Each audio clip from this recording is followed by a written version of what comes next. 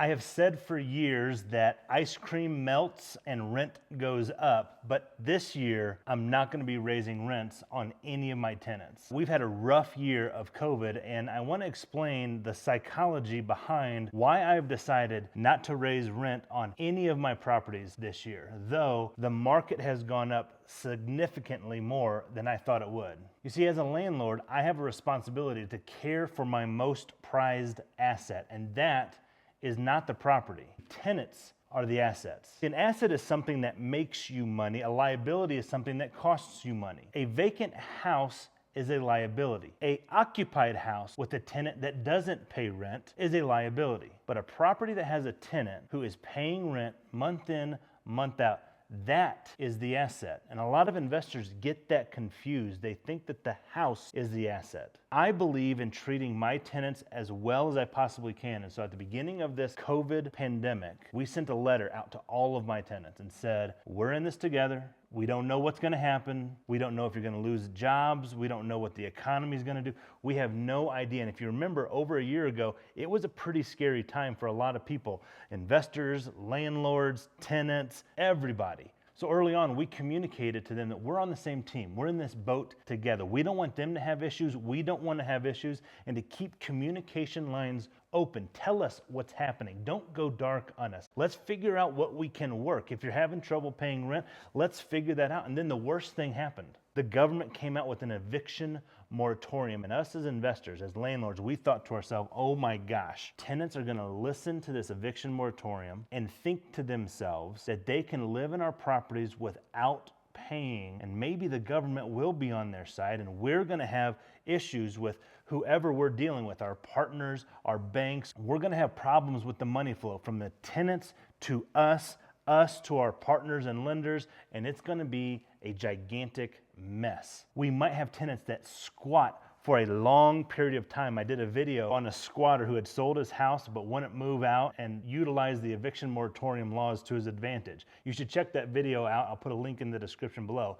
So I thought a similar thing might happen to me and my tenants, that people would just stop paying, rest on the government's benevolence to not evict people, and squat in my property without paying me and making it so that I have all of these bills but no way to receive income from it. That is a landlord's nightmare. I have acquired properties that are very similar to that, where I acquired a property with tenants in place. Once we asked them to move out, they stayed in the property for 11 months, continuing to file these false BK bankruptcy claims and extending the eviction proceedings. Imagine having a property with people living in there, not paying you, no way to get them out for 11 months. And I thought to myself, that's what's going to happen now that the eviction moratorium gets put into place. That's not what happened with our tenants. We have great tenants. We screen for great tenants. We identify a good person. We put them into great properties. We rehab these houses so that they can turn these houses into their homes. We treat them with respect. We care about our tenants. We want to care for that asset. They're our most prized asset. As a token of my appreciation, every Thanksgiving, I give my tenants turkeys. We used to actually hand deliver them. Now we just give them a gift card.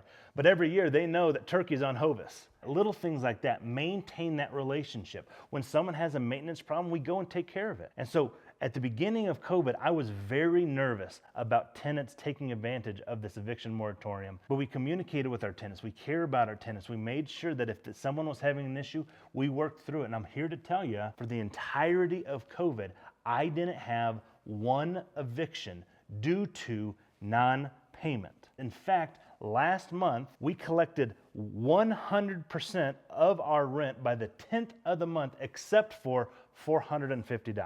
I've got a pretty good sized portfolio. As I'm recording this, I own 64 rental properties in Memphis, Tennessee. What I'm telling you is all but $450 of that got paid by the 10th of the month. Our expectation for May is that it all gets paid on time. And we're going to get pretty close to that, I think. As a way of showing appreciation for my tenants, I have decided I'm not going to raise their rent at all. I sent them a letter letting them know that something unprecedented has happened in Memphis, Tennessee. Rents have gone up between $100 and $200 per month. Imagine a $200 rent increase on a 64-house portfolio. I would add literally $12,000 a month to my passive income, but I'm not going to. My tenants treated me very well during COVID.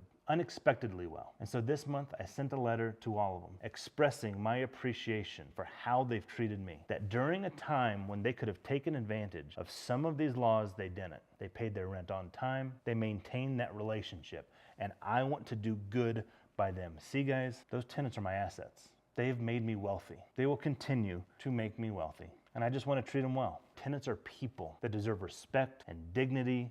I want them to stay for the rest of their life and the life of their kids. I tell that to them when they lease up, and I mean it. Because I didn't get into this game as a landlord, as an investor, to be a slumlord, wringing every nickel out of every angle. I got into this game for freedom, financial freedom. And that's what it's afforded me. It makes it so that I can go out of town and know that my tenants are caring for the property, they're caring for my investment, they're caring for me. Not always, not 100%, but I tell you what, when we place a tenant into a property, man, it's a much better situation than when we acquire a property from a previous landlord. Landlords are the ones who train tenants how to behave. If you never answer the phone, if you never fix anything, if you only care about them paying rent, if you treat people like animals, they'll treat your property like they're in a cage. If you treat them well, they'll treat you well. Have some dignity, have some respect, have a relationship. If it's working out, great. If it's not, let's just part ways. I've done this long enough to realize that I don't have to be a slumlord to make a good living as a landlord. So long as I'm making the cash flow that I need, I'm in good shape. Will I raise rent next year? It's likely. The taxes have gone up. The insurance has gone up. Maintenance has gone up. Everything else has gone up. I'm just trying to keep pace. So long as the tenants can continue to afford the rent, raise their families in that house, man, it's a win-win situation. Remember landlords, remember investors, tenants are the assets, not the property. Hey, thanks for watching. Please hit that like button, subscribe, and I'll catch you on the next one.